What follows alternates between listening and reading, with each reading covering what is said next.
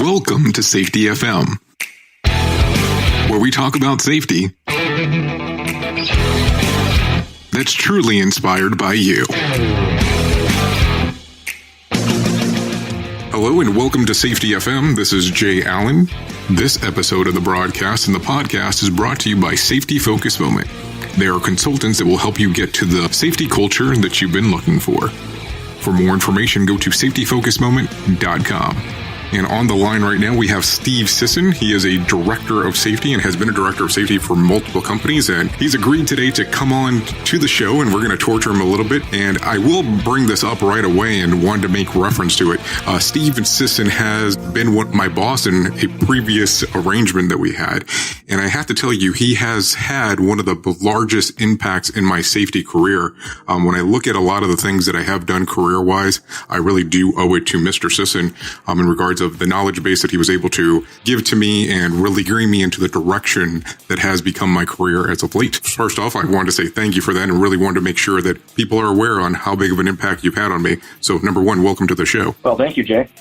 I appreciate it. So as we start today, I want to just go ahead and really just go over some information in regards of your safety background and really just having some detail and just asking some questions that as an audience that we can listen to, and then as a director of safety that we can actually have these conversations with somebody who's a seasoned professional and really be able to understand, the mindset of the directors. And, when you get into these board levels that some of us might not have been involved with or don't even have access to.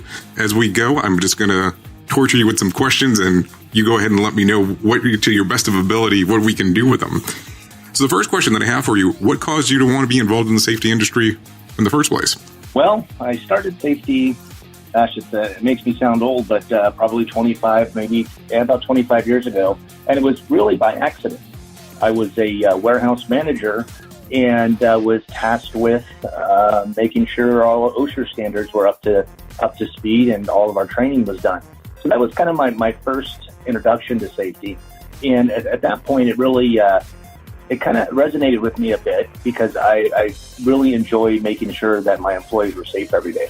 It's just one of those things that's grown throughout the years, from operations and handling safety to moving directly into safety, and then moving up to the director's position, making sure that I can pass along as much knowledge and training as possible. Now, was this something that was actually offered to you to do this, or was this something that was assigned like a punishment project? Because I've spoken to some people in the past where they're like, it's kind of a punishment, and that's how I got involved in safety in the first place, or is this something you were interested in? Well, it initially was something that was just tasked with the warehouse manager. We didn't have safety professionals working for us. We were a small operation. So, the smaller you are, the more hats you wear. I joined the company, and shortly after that, they started sending me to some OSHA training and just making sure that I was training my associates with all of the OSHA regulations that needed to be followed for our area. So I wouldn't necessarily say it was a punishment. It was just an added duty, and from that, moving on to other companies, it kind of followed suit. Every time that I got a new position, safety kind of followed. When you started getting involved with these different companies and safety started to follow and you were doing these things related to safety, why did you decide to go, full force into safety and kind of really just shedding off the operation side? Well, it actually happened by accident, but I enjoy it. I really enjoyed the way it happened. I was hired with a local company here just as a safety manager. And I moved into that role really because I was looking for something a little bit different. And I had a bit of a safety background, and it was something moving into transportation. And as that position came available, the director of operations position opened up. So with my operational background and my safety background, I again wore both hats. But in this case, it was a little bit opposite. I was a safety manager first, and then I got the director of ops position, which at the same time held the safety position. Once I moved on from that company, I got a good foundation in safety, and I really liked it. I really liked the safety aspect. I liked the training aspect to make sure that the employees knew what they had to do to be safe. And then with the next company I followed, it was specifically safety. I went into that job for safety alone. So, just the whole idea intrigued me of, being able to create programs, being able to create policy, to assist with operations, and to make sure that, we're following all the regulations, all the laws, and everything that kind of falls under the realm of safety. So let's kind of unpack that answer for a moment here, if you don't mind. When you went in from the aspect of being in operations and then all of a sudden now you're doing safety, how many years is the transitional piece on that before you do the operations director job and the safety manager? We're probably talking 5 to 6 years where I was operations and safety, and then I moved from the safety to operations piece. And then after that, I went in. So we're looking at probably about 7-8 years from the warehouse position into a full-fledged safety position. And so then when you have the multiple hats on there where you're doing safety and you're doing operations, it's kind of hard to do both. I mean, at least from the experience that I've had in the past and talking to other people within the industry. How do you set the precedence? How do you go, this one's going to outrank this because I know I still need to operate and I still need to be safe? How do you, being the one person, you can't really have, I guess you can have an internal conversation, but how does that actually work in the long run? Oh, I'll tell you, Jay, that was probably the easier decision or easier position to be in, is coming from operations and then going into safety and then having both, because you always know that safety took precedence over the operation. If there was a legitimate safety hazard or a legitimate safety concern out there, you never wanted to put an employee. And just to put it into perspective, my positions in safety, what we're talking about now, had to do with public transportation. So I wasn't dealing with just, a truckload of product. I was dealing with people. So if you had an unsafe driver, you had an unsafe vehicle, it wasn't just your driver's life in jeopardy and the general public. You're also dealing with a bus full of people. For me, it was a very easy decision. If there was a safety concern, operations stopped until it was fixed. As that occurs, how do you get that mind frame and change from being operationally driven to safety driven? Did you have like a safety influence that made this occur? I've had quite a few safety influences in my life. A lot of VPs of safety, directors of safety, where, they would give me tips and ideas of how to work with operations and work as operations in the safety field. And really a lot of it came down to preparation. Prepping your people, prepping your equipment, making sure everything was standardized and done properly the first time. So when you got to that position of a safety issue where you didn't want to send somebody out or you didn't want to send a vehicle out, you took care of the problem right away. As you were able to transition to that, at least it sounds like you had a lot of people that were influencing you and helped you get to that particular point. As an industry, what do you think a lot of our misconceptions are from the standpoint of a safety person looking at operations, because being as you've been able to play both roles, or even operations looking at safety? Oh, by and far, it's the us against them mentality. Safety is there to impede in my operation, and operations, that's how operations sometimes sees it. Safety is, in some cases, trying to kind of be the master of all. And, I have ultimate authority, which in reality, if you have a good safety culture, the operations, safety team, HR, maintenance, everybody has a good cohesive working environment, and they understand each other's needs. And if you build that environment, you build that culture, you can have a very successful operation with getting away from the us versus them mentality, which I think is essential in any industry. Within an industry that, let's say, for instance, does not have a safety culture in place, or let's even use the word culture, how do you implement the little items to get that safety culture or culture to change and shift for everybody to kind of see eye to eye? In my opinion, it's communication. It's communication at the senior levels to make sure that, we all got a common goal. Whatever the product, if you're delivering a product, you're delivering people, if you're manufacturing goods, the common goal is to get the product out there, make sure that goods and services is provided, but at the same time, not jeopardize your employee safety, because ultimately your employees are what drives the business. It's not the safety manager or the ops manager. It's the employees being safe, doing what they need to, going home to their family every single day.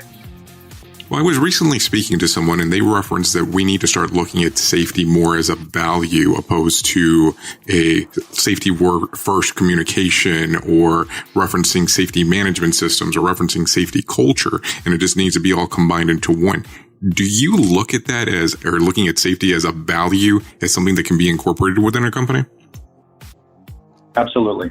I agree 100% with that. Safety as a value is something that it needs to be adopted by the senior management team, perforate throughout the whole organization, and that's down to your frontline supervisors and the employees themselves. Make sure everybody understands that this is a team effort all the way through.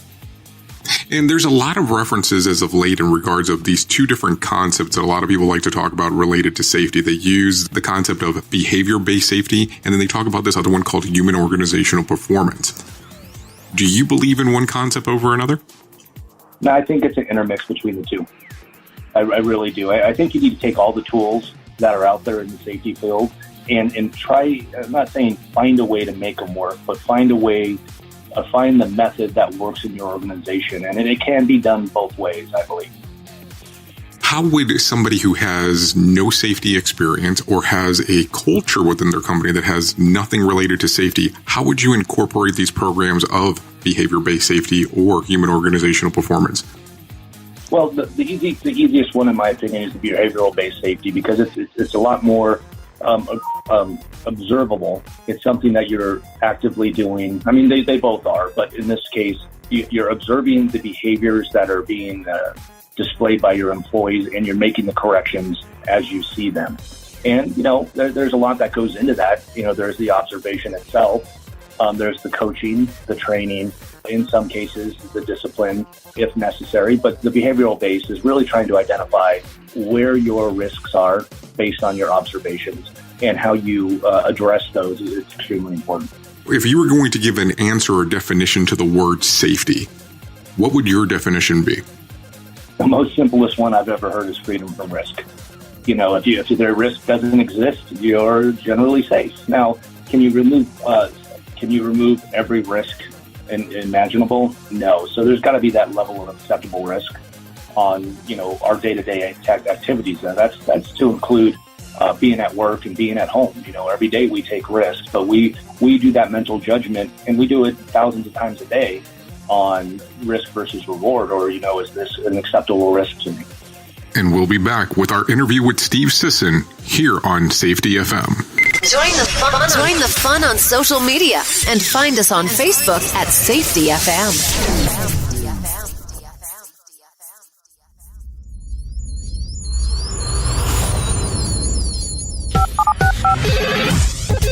Hello. You have asked for it. Todd Conklin. It's coming.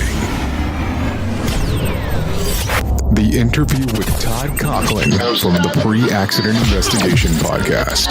On July 24th, be one of the first to hear the Todd Conklin interview here on Safety FM.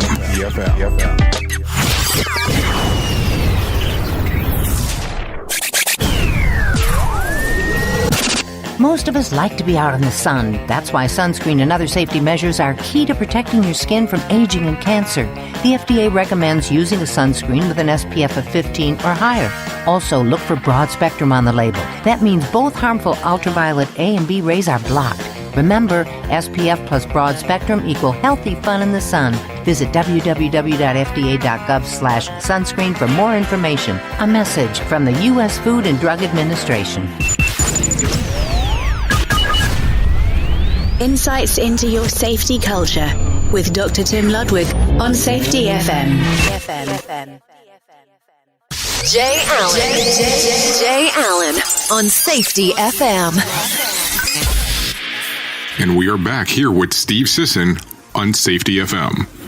Feel that as in a workplace currently, we have enough, survivable risk, as you put it, in our workplace that it would be okay to roll out a behavior-based safety and not a human organizational performance? And believe me, I'm not trying to push one over the other. I just always like to ask those questions to have a better understanding.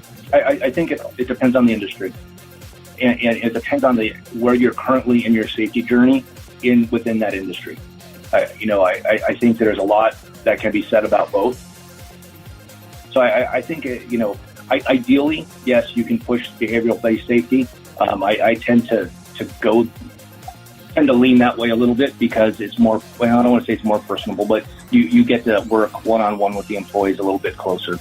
Now, do you feel that behavior-based safety would tie in easy to safety management systems, Or do you feel that